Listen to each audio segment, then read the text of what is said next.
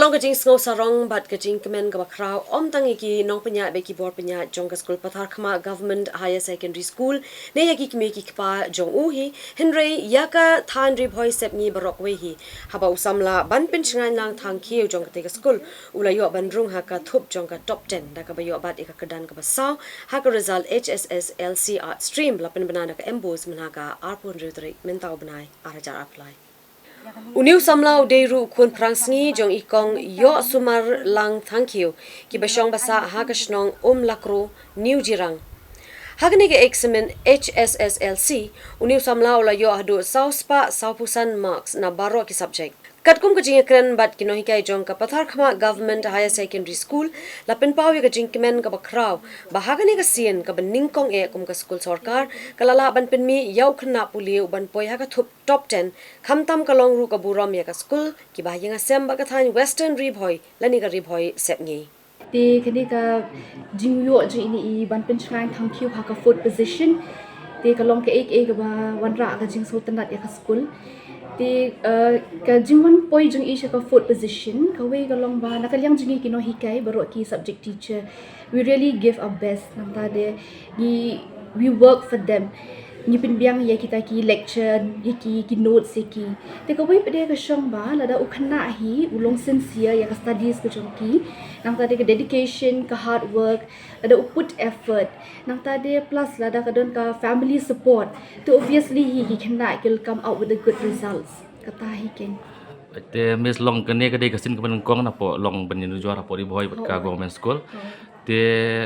ke ika message jong pina mata ki wi pat ki school long khamtam ki Khynnah school ke message jong pina ka message na kalyang jong ati ka long ba compare da pili school Hsslc ni hanong kondong mo taba ka way ka long ba da ki Khynnah hi ken da ki don ya kata ka willingness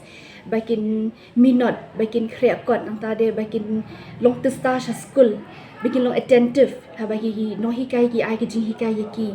ti kanong don hi ken kata ka jing bo no Khynnah bo yo kata so jong ka jing job jong jing trash dom ka jong Nyngkong nga ai ngu blai na bar ba wala ban teng ka jing kwa jing ya la ban thop hai exam mar bla pass pa su du kan kadan bat hi ro na nakaliang ka yin ka semru ni sai ai masi bi barabor na du bai dang ran hai class ibadet badu ba idang pule se chnong hadu bai pule hadu bai poi hang ni ani ha government Patharkhmah te kinai kai hang ni ro ki ai masi bi man kapor na kapor sa kapor bat kecing sengu kalong Nyngkong ai so blai namar bau lai rap yang ni bat kecing trang ikun jeng ru kalong ta kai man poi sa kathong bai bat kecing kwa jeng ru ki bai ki para Khynnah school jeng iru bai ken poi lam sa kaju kathong ni te ke ka message pi kwa ban ay ki pat ki prasamla long takne ka thai